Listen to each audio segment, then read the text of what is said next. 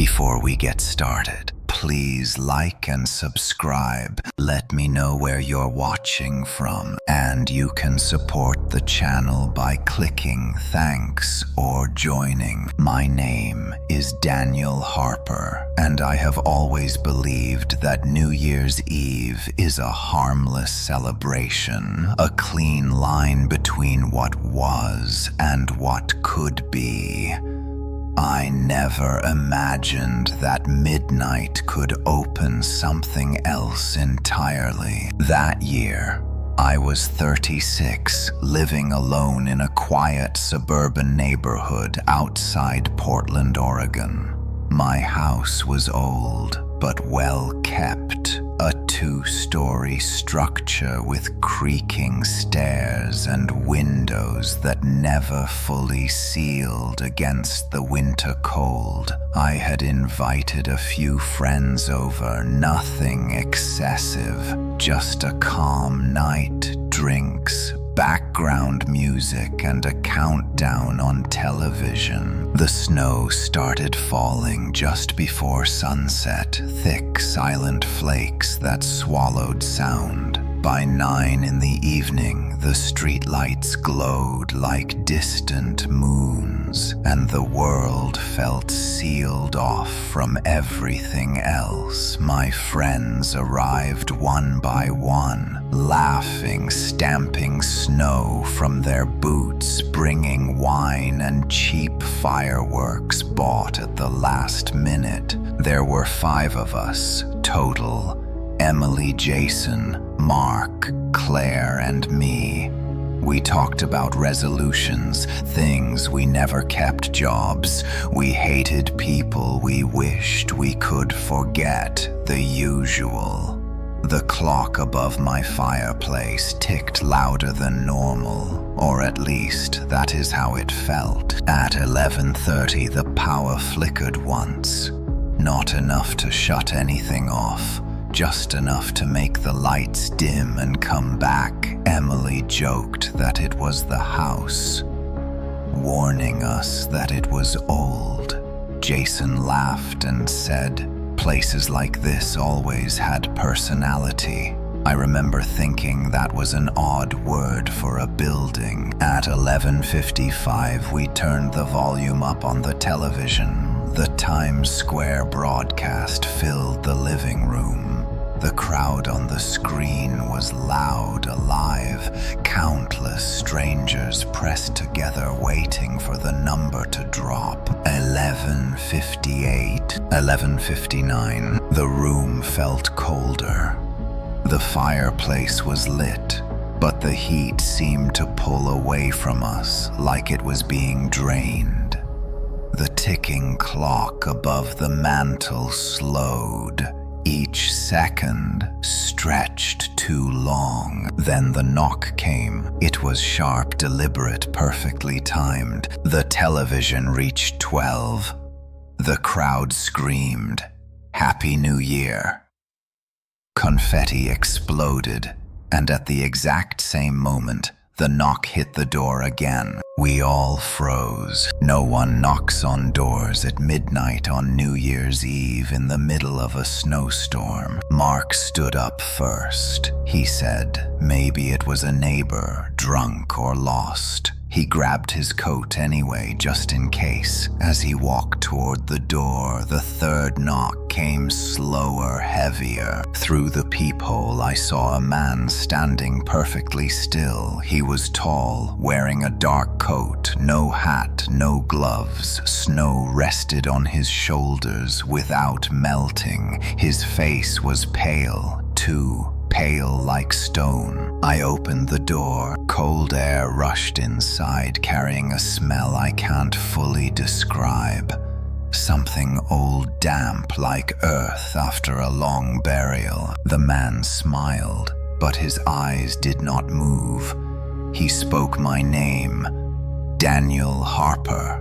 His voice was calm, precise, like he had practiced it. I don't remember inviting him in, but he stepped inside anyway, wiping nothing from his shoes, leaving no snow behind. The door closed on its own. Behind him, the clock above the fireplace began to tick backward. No one else noticed yet. They were still cheering, clinking glasses. The man turned toward them, and for the first time I saw that his reflection did not appear in the hallway mirror. He looked at me again and said, "Thank you for letting me in.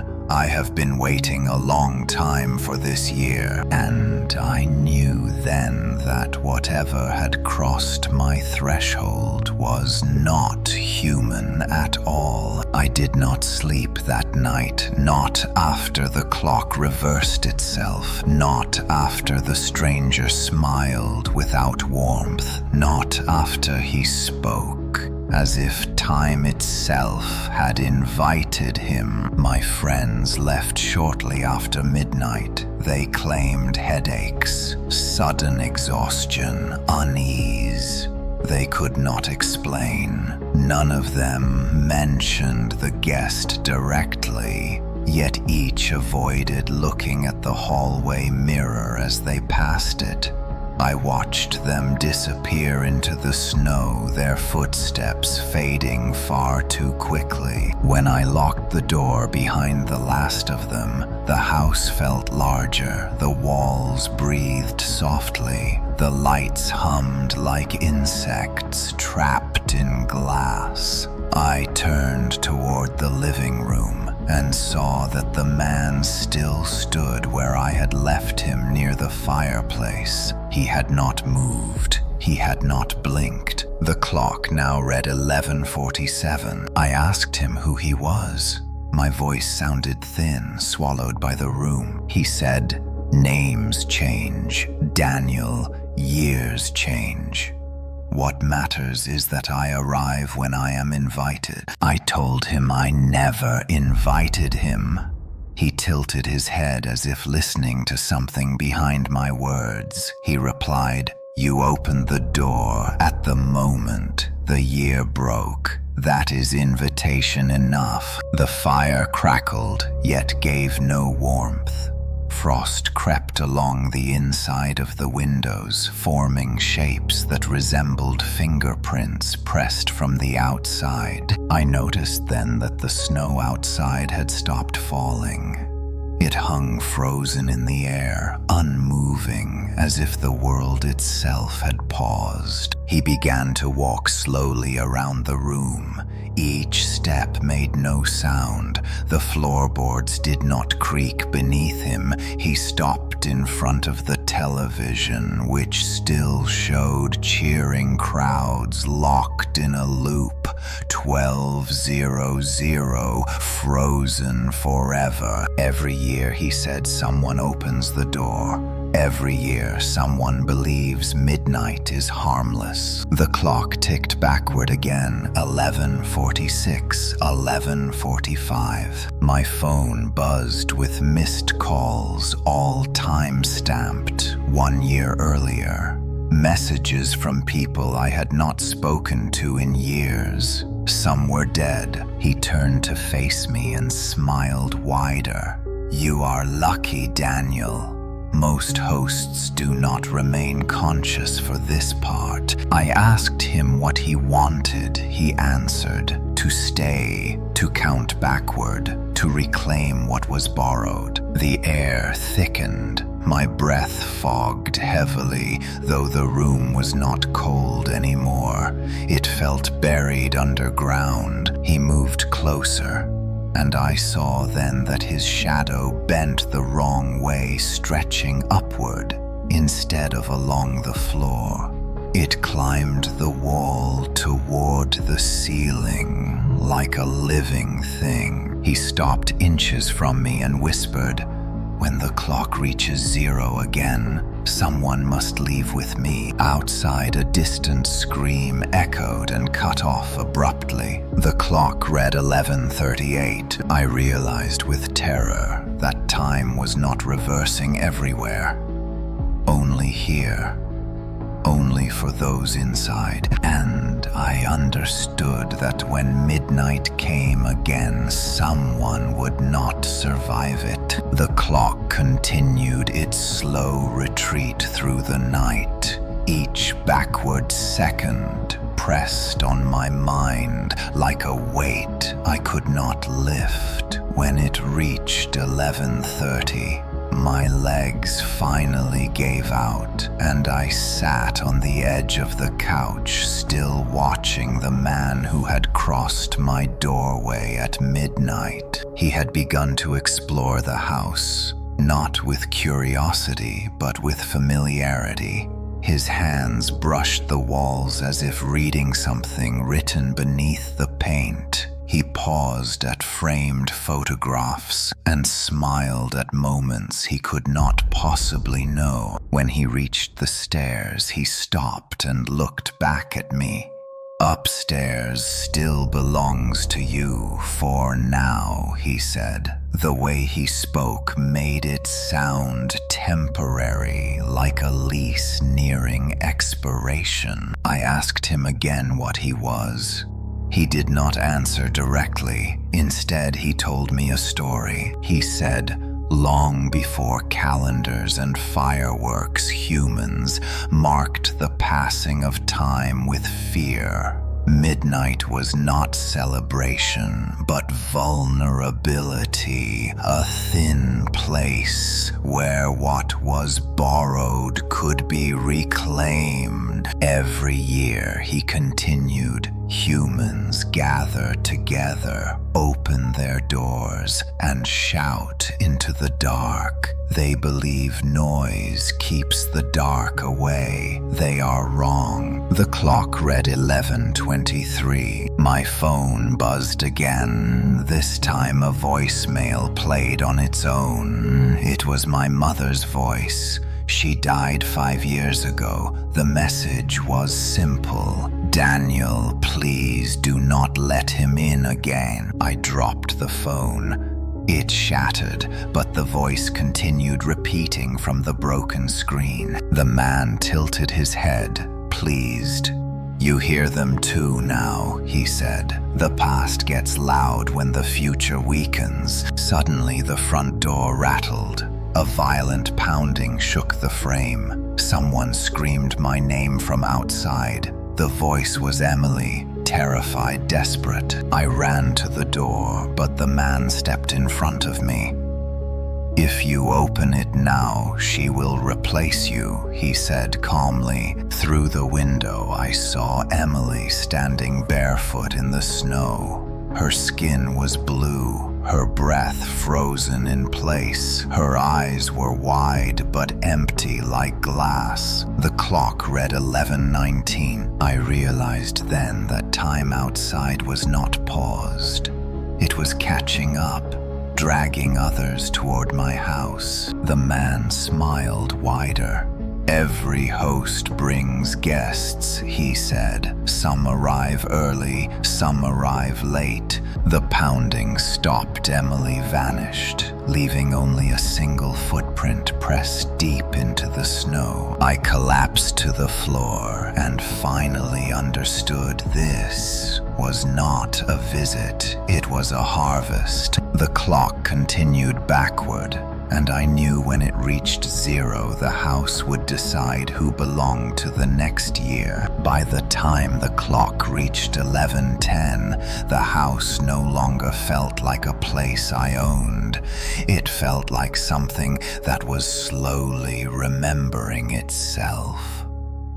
Walls groaned softly, not from age, but from recognition, as if they had been waiting for this night to return. The man sat at my dining table without asking. The chair did not scrape, the wood did not protest. He folded his hands and watched me like a patient teacher waiting for a student to accept a lesson. "You are beginning to understand," he said. "That is rare. Most hosts panic too early." I asked him how many times this had happened. He glanced toward the clock. 11:10, 11:09.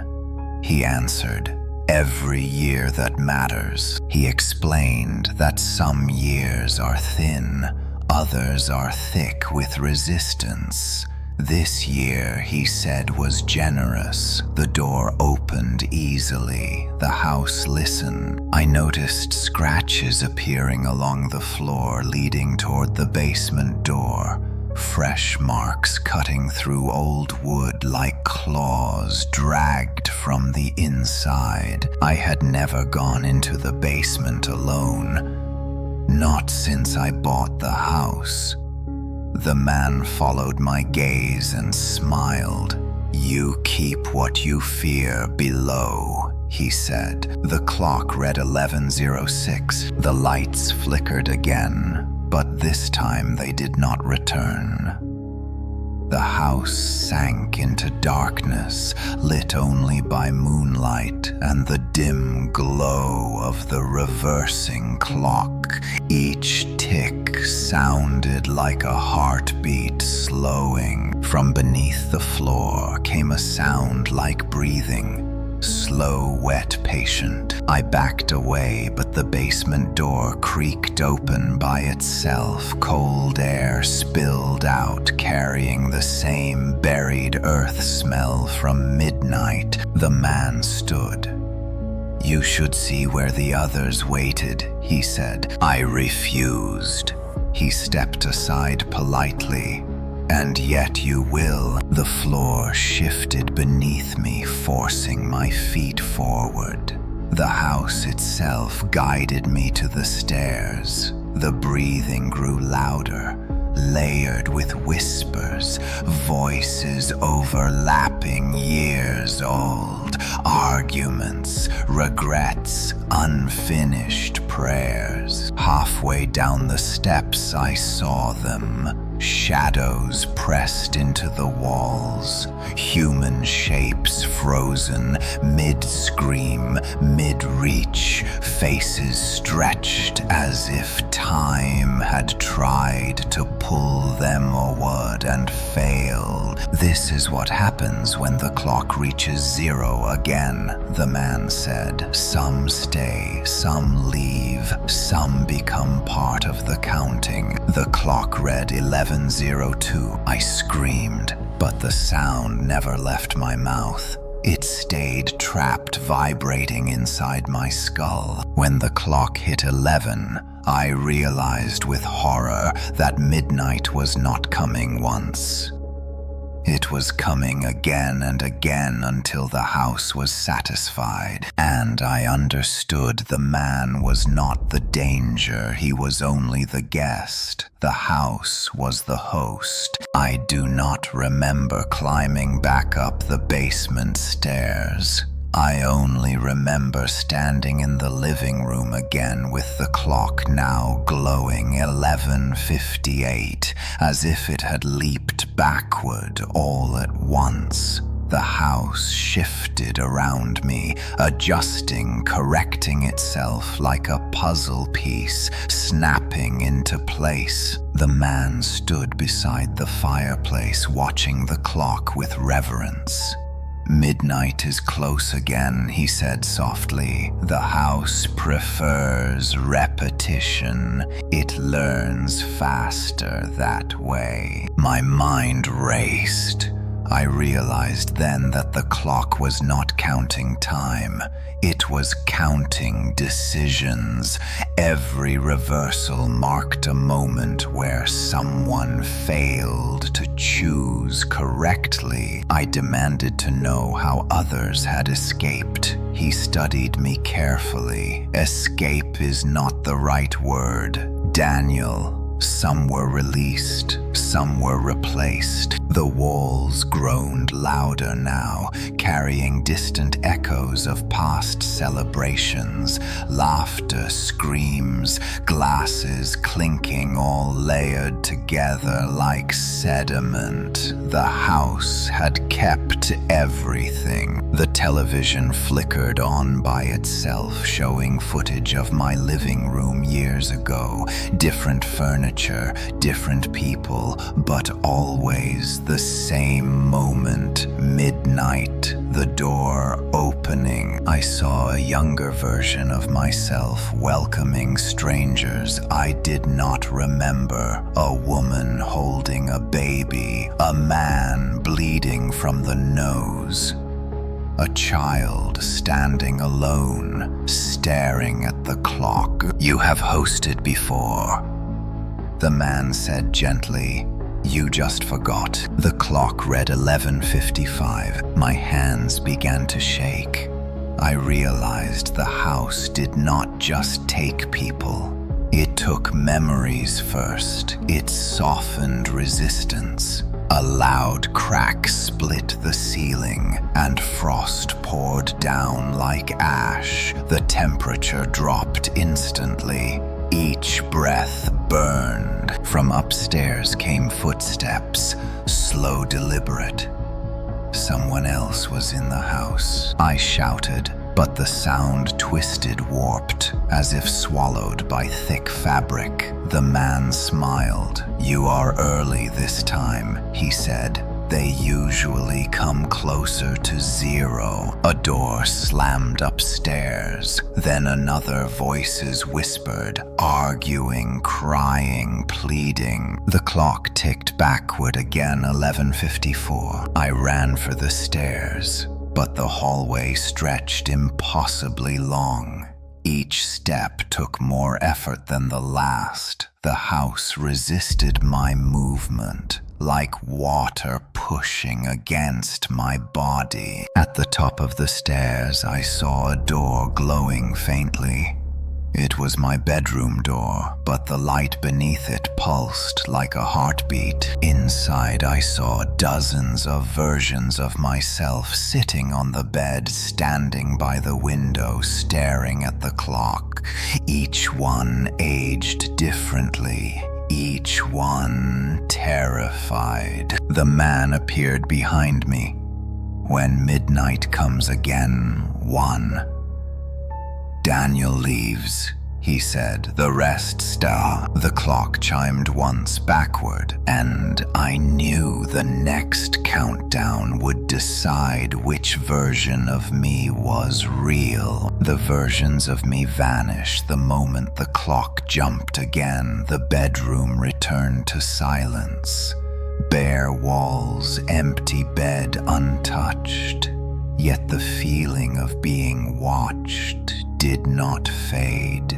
It multiplied, as if every version had left its eyes behind. I stumbled back into the hallway. My reflection in the mirror lagged behind my movements, smiling a fraction too late. I covered the glass, but still felt it watching through the fabric. Downstairs, the man waited. He stood beside the front door, now his hand resting gently on the lock, as if comforting it. "You are running out of selves," he said. The clock glowed 11:49. I demanded to know how to stop the cycle. He considered the question like a puzzle he already knew the answer to. "The house requires continuity," he said. "A witness, a keeper, a memory that does not end." I asked, "What happened if no one stayed?" His smile faded for the first time. Then the year collapses backward until something breaks. The walls shuddered violently. Pictures fell shattering on the floor. The ceiling cracked wider, revealing darkness instead of beams. The house was unraveling. From the broken ceiling poured voices screaming countdowns in different languages, different eras, 1098, all overlapping out of sync. The man raised his voice for the first time. "Choose Daniel." The clock lurched forward suddenly, 11:58. The reversal snapped hard enough to knock me off my feet. The front door flew open, revealing the street outside alive again. Fireworks frozen mid-explosion, light suspended in the sky. People stood motionless, staring toward my house. Among them, I saw myself standing on the sidewalk, younger, smiling, holding a bottle of champagne. He looked up at me confused, afraid. "You can trade places," the man said softly. "He will finish the night. You will stay." The clock ticked 11:59. I crawled toward the door, torn between terror and instinct. The younger me stepped forward, as if drawn by the house. The threshold shimmered like heat. At the final second, I understood the truth. The house did not steal, it was offered. The clock struck midnight, and the door closed. When the door closed, the sound did not echo. It sank into the walls as if absorbed by flesh. The fireworks outside resumed their motion, exploding in full color, but the noise never reached the house.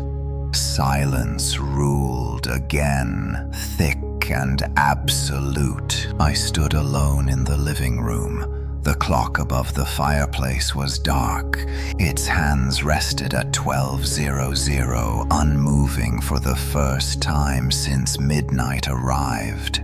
The air felt heavier, older, like a room sealed for decades. The man was gone.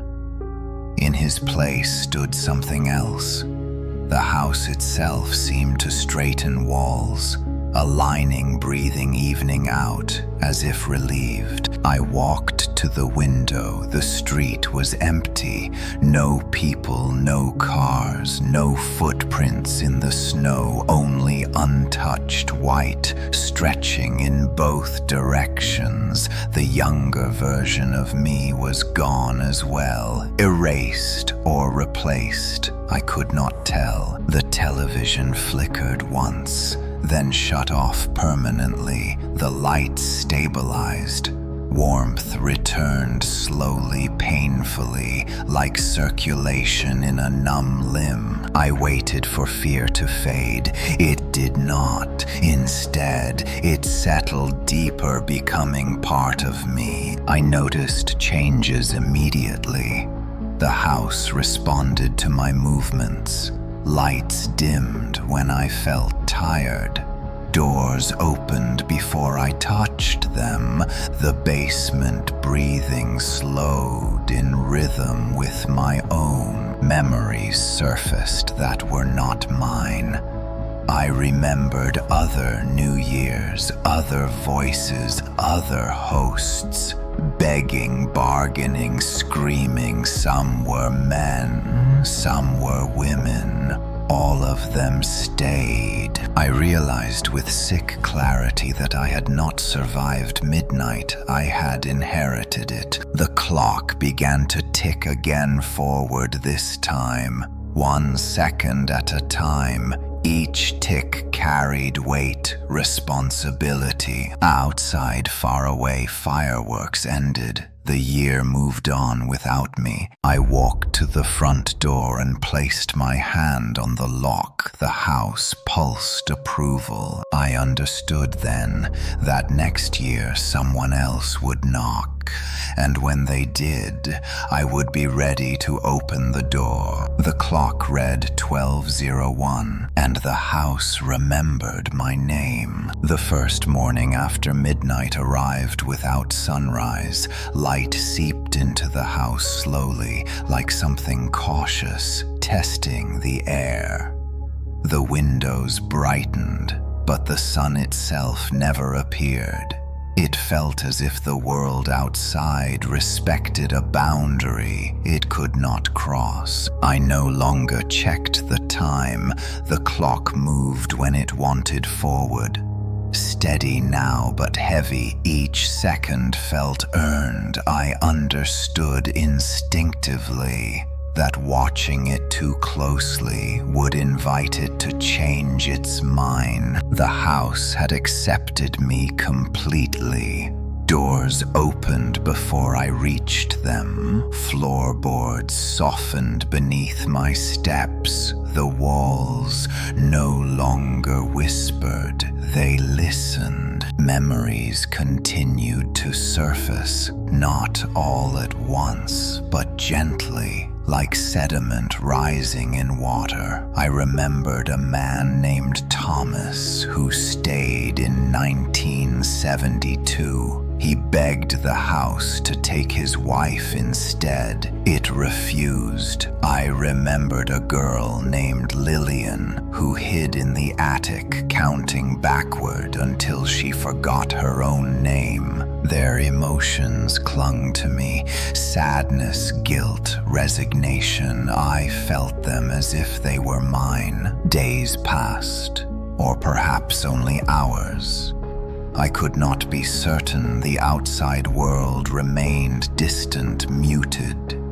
When I opened the front door, nothing lay beyond it but fog, thick and unmoving. The street no longer existed. The house was my border. One night, the basement door opened on its own. I did not resist when my feet carried me downward. The shadows no longer frightened me, they greeted me. I saw the others clearly now, not trapped, not screaming, simply present. Their faces calm, eyes open, watching. They were not prisoners, they were foundations. You will add your strength to ours, the house seemed to say. I felt myself changing. My reflection no longer lagged. It waited patient. When the clock reached 12:00 again, the house did not reset. It breathed deep, satisfied. Far away, a knock echoed faint and hopeful. I stepped toward the door, knowing the next story was already beginning. Time inside the house no longer followed the year. Outside, I learned this slowly through routine rather than clocks. The house woke when it wished and rested when it chose. I followed its rhythm without question, because resisting felt like holding breath underwater. The memories of the others grew clearer. Each night I dreamed lives that were not mine. A carpenter who sealed the windows with prayers. A mother who sang lullabies to the walls. A soldier who stood guard at the door until his knees failed. They were not victims, they were predecessors. The house showed me why it needed us. There were places beyond its walls that pressed inward. When the fog at the front door thinned, I saw shapes moving without form, searching, feeling for warmth. Time alone did not keep them out. People did. I began preparing for the next New Year's Eve, though I did not know when it would come. Decorations appeared in boxes I did not own. Lights untangled themselves. Music played softly from rooms I had not entered. The house wanted familiarity. Comfort made the door easier to open. One evening I heard footsteps outside, real footsteps crunching snow. I felt the house tense, hungry. The knock did not come yet, but I sensed the hesitation, fear, standing just beyond the threshold. I practiced my smile in the hallway mirror. It matched the one the man once wore. calm, inviting, harmless. When the knock finally came, it sounded uncertain, a single polite tap. I opened the door and saw a couple laughing nervously, lost, celebrating early. The year had aligned again. "Welcome," I said, and the house breathed deeply. Behind them, the fog closed. The clock began to slow. The couple crossed the threshold without hesitation. Relief washed over their faces the moment they stepped inside, as if the house itself had promised safety. The door closed gently behind them, sealing the fog away. They never noticed. Their names were Ethan and Laura. They said they had been driving aimlessly after a party, searching for somewhere quiet to watch midnight together. Their voices were warm, full of ordinary life that made it harder. The house observed them carefully. Lights softened, music shifted to something slow, comforting. The temperature adjusted to match their bodies. The house knew how to make people feel welcome. I watched from the hallway, feeling both present and distant, like a memory replaying itself. I recognized the way Laura glanced at the clock, the same unease I once felt. Ethan joked to hide it. The clock above the fireplace read 11:52. They asked how long I had lived here. I answered honestly, longer than I remember. The words felt natural, true, in a way they never had before. As midnight approached, the house began to test them. Subtle things first. The hallway stretching slightly when Ethan went to the bathroom. Laura, hearing her name whispered from the basement. Neither spoke of it aloud. The house prefers silence. It feeds on unshared fear. I felt the pressure building. The house needed one of them. It always did, but sometimes it allowed choice. When the clock reached 11:59, the power flickered. Laura grabbed Ethan's hand. Her eyes met mine, pleading though she did not know why. In that moment, I understood my role completely. I was not just the keeper, I was the instrument. I stepped forward and spoke gently. "One of you must stay," I said. "The house requires it." The clock struck midnight. Laura screamed. Ethan did not. And the house decided. After midnight, the house was quiet again. Not peaceful, quiet like a held breath. Laura was gone. The space she had occupied felt thinner, like a wall removed from a familiar room. Ethan sat on the couch, staring at his hands, waiting for something that would never return. The house allowed him to stay for a while. It always did. Shock made the transition easier. He asked questions. I answered gently, carefully, never lying, but never telling the full truth either. The house dislikes cruelty. It prefers inevitability. Ethan said Laura had always been afraid of clocks. He laughed weakly when he said it, as if the joke might bring her back. The sound died quickly. The clock above the fireplace read 12:12.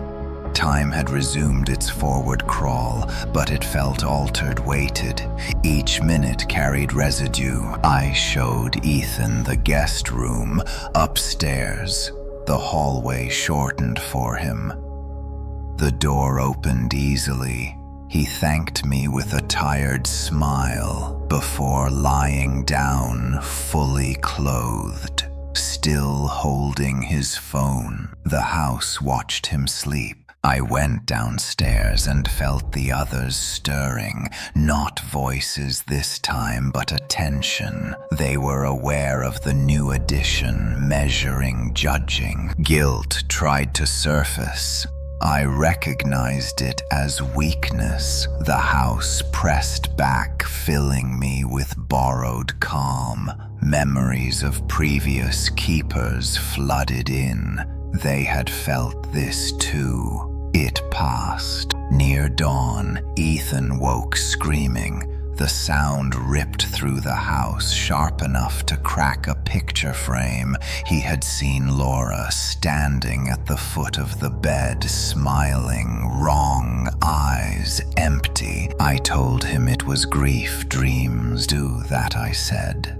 The house hummed agreement. By morning, Ethan was quiet, obedient. The house had begun to take him apart, piece by piece. Memory first, then certainty. The clock read 12:40. Another foundation was setting, and the year moved on. Ethan lasted longer than most. The house acknowledged this by giving him small mercies, clear mornings, warm meals, dreams without Laura for hours at a time. Mercy was a tool like everything else. Weeks passed, or perhaps only a few nights. The outside world remained unreachable. When Ethan asked to leave, the fog returned, thick, immediate, swallowing the doorway before his foot crossed the threshold. He stopped asking after that. I began teaching him the rules. Not all at once. The house prefers gradual understanding.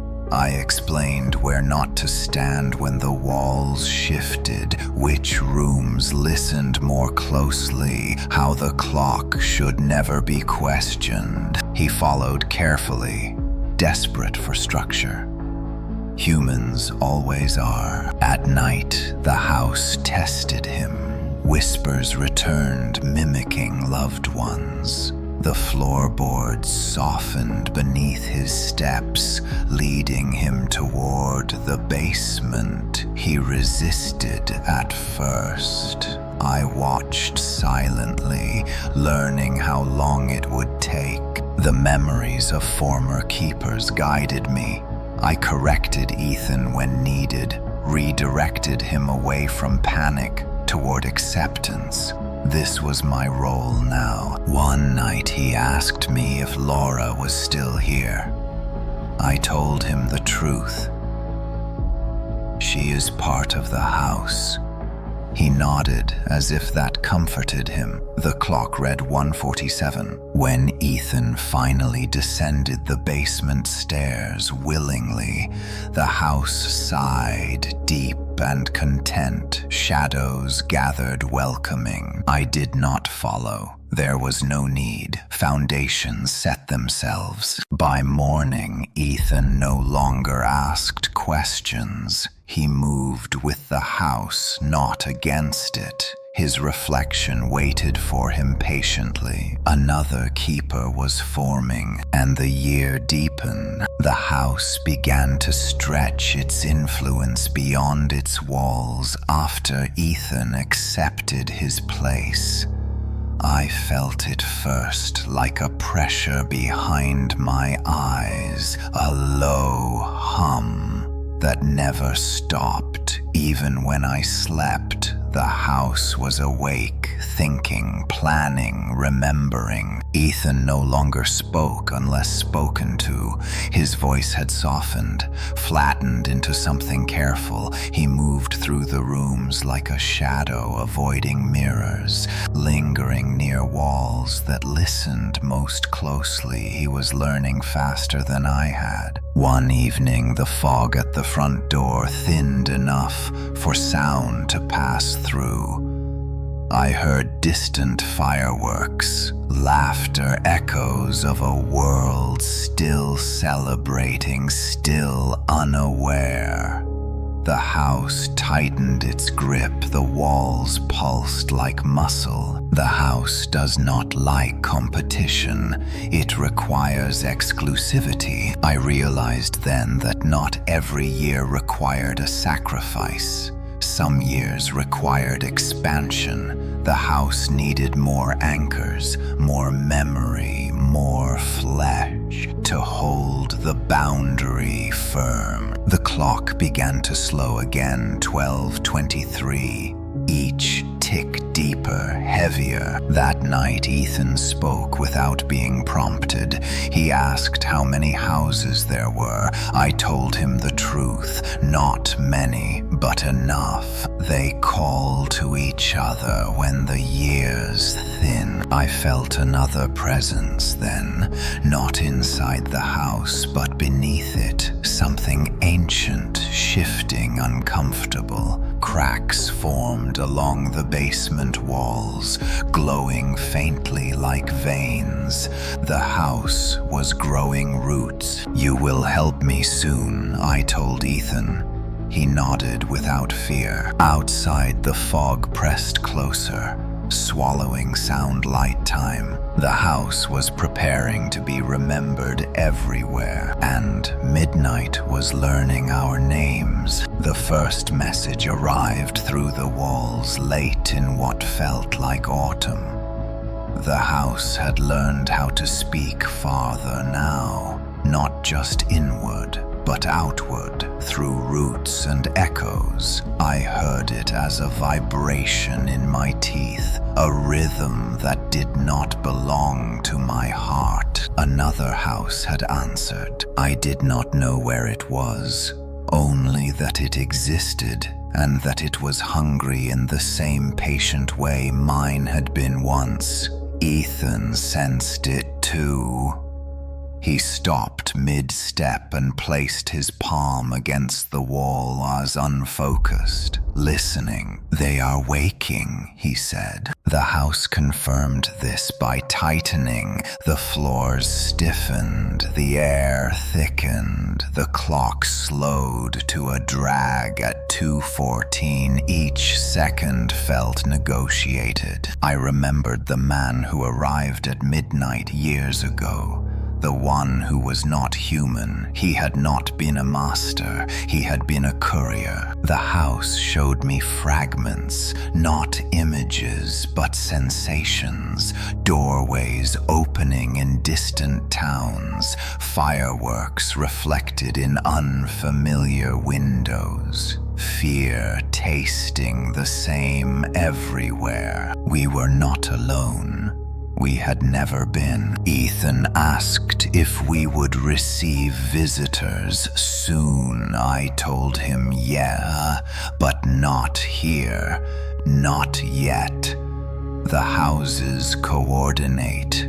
They prepare. That night, the basement split open, revealing a root thicker than a tree trunk, pulsing with slow light. It hummed with shared memory, countless years braided together. I understood then that the cycle was maturing. This was not feeding, it was consolidation. When the clock reached 3:00, the house relaxed slightly, satisfied for now. Far away, another door opened, and something crossed a threshold. After the houses began answering each other, the nights grew crowded. Even when no one new crossed the threshold, I could feel movement far beyond the fog. Doors opening, closing, footsteps echoing through places I had never seen yet. Somehow new. The house fed me these sensations, slowly teaching me how to listen without breaking. Ethan struggled more. He still remembered too much of the outside world that made him useful but fragile. We began preparing, not just for one visitor, but for many. The house reshaped itself subtly. Rooms elongated, hallways doubled. Doors appeared where walls had been.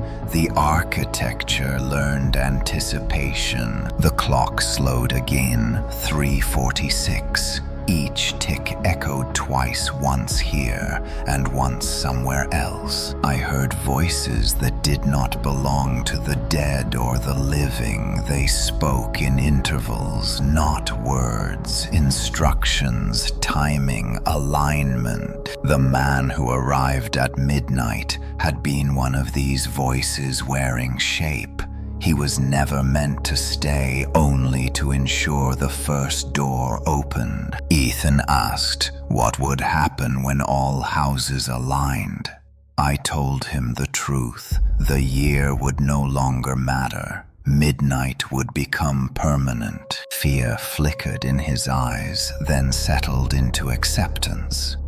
The house rewarded that by easing the pressure on his thoughts. One night, the fog pulled back farther than ever before. I saw streets filled with identical houses, all glowing faintly, clocks slowing together. The cycle was ending, or evolving, and we were no longer hosts. We were architects. Once the houses aligned, the silence changed. It was no longer empty. It was expectant, like an audience waiting for a curtain to rise. The fog thinned permanently now, revealing corridors of streets that should not exist, bending toward each other at impossible angles. Ethan stood beside me at the window, no longer questioning what he saw. His eyes had adapted. The human part of him learned to look without understanding, and that was enough. We felt the others awaken at the same time. Keepers, architects, witnesses across countless thresholds. Each house hummed in harmony. Clocks slowing together, minutes stretching thin. The instructions returned clearer now.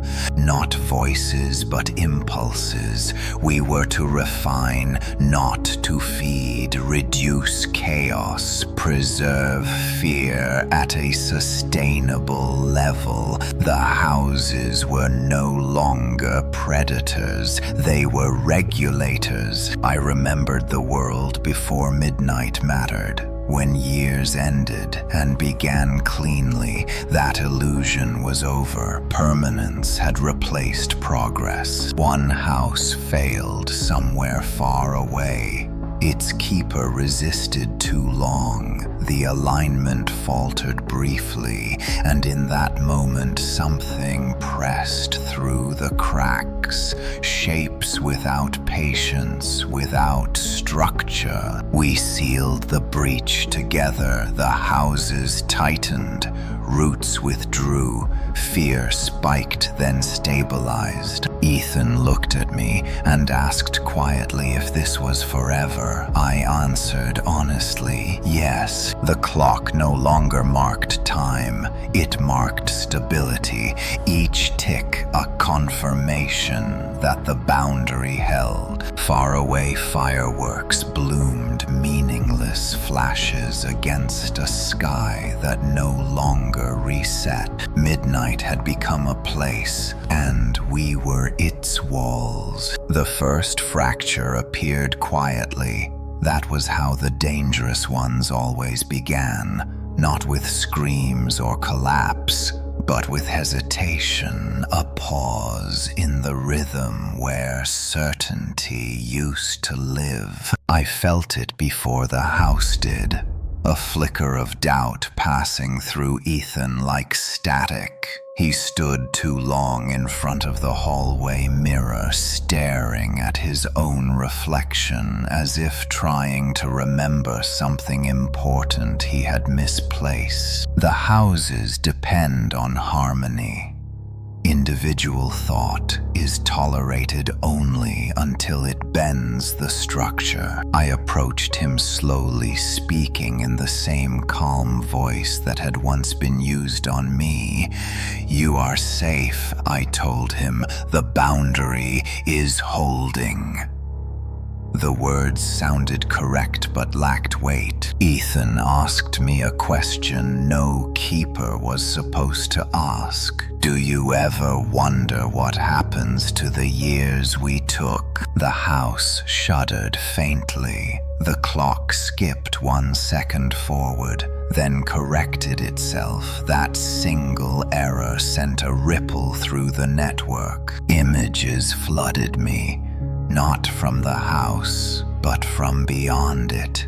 Streets abandoned mid-celebration, hospitals frozen with patience, waiting for a midnight that never finished. Children asleep beside parents who would never wake. This was the cost, the excess, the imbalance we had smoothed over by calling it order. Ethan stepped back from the mirror. His reflection did not follow immediately. It lingered, looking at me with accusation. I understood then that the houses could regulate fear, but not conscience. The instructions returned sharp, urgent. Ethan must be stabilized or removed. The choice was mine. I remembered the man who arrived at my door all those years ago, the courier, the lie of neutrality. I placed my hand on the wall and felt resistance for the first time. Outside, the impossible streets trembled. Alignment weakened, Ethan whispered.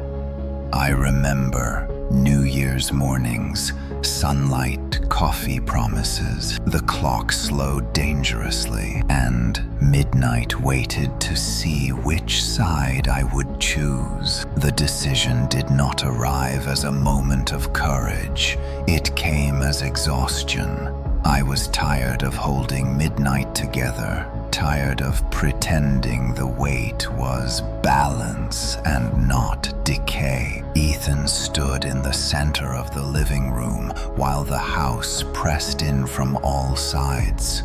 The walls leaned close, listening, waiting. The clock trembled, its hands quivering between seconds. The instructions screamed now, not as words, but as pressure crushing thought. Stabilize, remove, preserve order. I looked at Ethan and saw not a flaw, but a reminder. He was what we erased to keep the boundary smooth. I told him to run. The house recoiled in disbelief. It had never heard that command from a keeper. The floor buckled briefly, then corrected itself, trying to pull him back. Ethan ran anyway. His feet struck sparks against the floor as the geometry fought him. Doors slammed ahead of him, opening just long enough to tease escape. The network reacted instantly. Houses across the impossible streets groaned, roots tightened, clocks stuttered everywhere. I felt them all at once.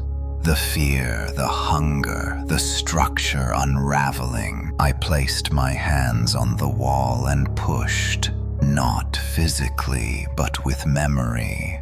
With every New Year's morning, I still remembered sunlight, coffee, laughter, forgiveness. The wall-cracked light spilled through real light, not midnight glow. Ethan reached the front door.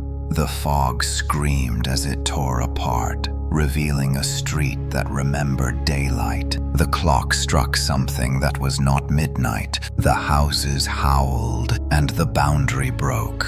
When the boundary broke, the sound was not an explosion. It was a sigh stretched across worlds. The kind of release that comes after holding breath for far too long. The houses screamed, but the scream unraveled, turning into wind, into rain, into ordinary night. I fell to my knees as the walls peeled away from each other.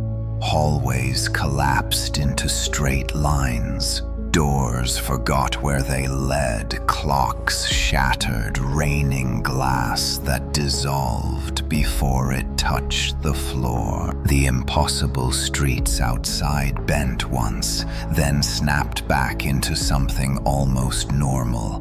Streetlights flickered on, confused but functioning cars appeared mid-motion, drivers blinking, unaware that anything had ever been wrong. Ethan stumbled into the street, coughing, laughing, crying all at once.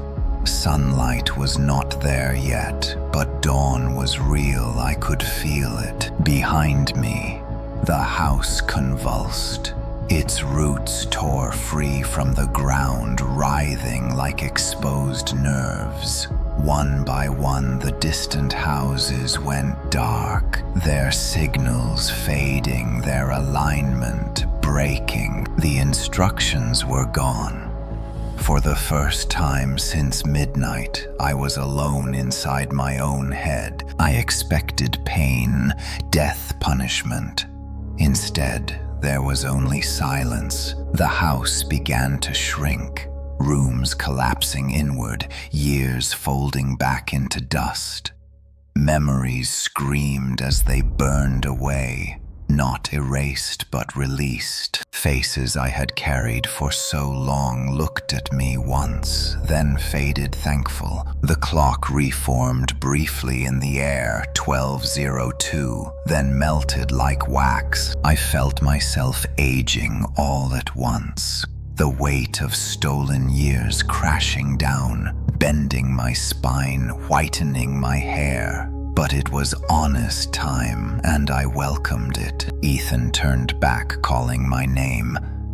He did not understand why I could not follow. The house was dying, and someone had to stay until the end. As the first true sunrise touched the horizon, the last wall fell, and midnight finally ended. I remained after the house finished dying. That surprised me. I expected to vanish with it, to dissolve into the same dust as the walls and memories.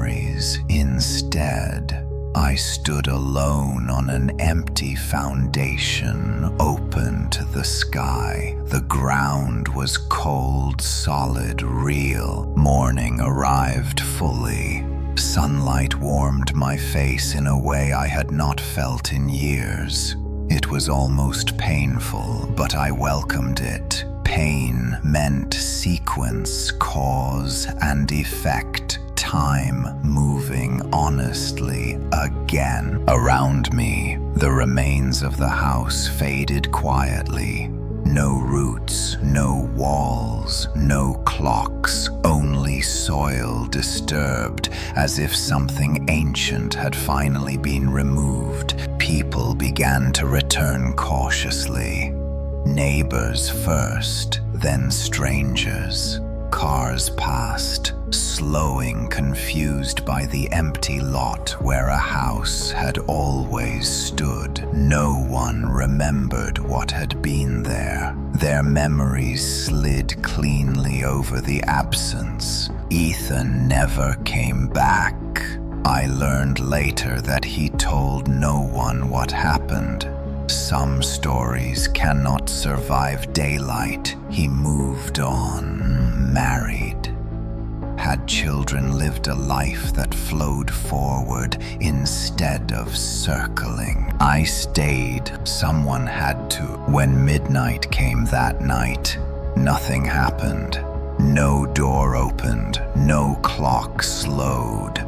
Fireworks cracked and faded like they were meant to. Yet sometimes, just before midnight, I feel a pressure beneath my feet. A memory of a structure, a habit of fear. I know then that midnight is not gone. It is is only quiet, and if enough people forget how fragile time is, someone will open a door again. When they do, I will be there to stop them, because I remember, and that is enough. The story ends here. Thank you for watching and listening to the whole story. Please subscribe to the channel and turn on the bell to listen to the next stories.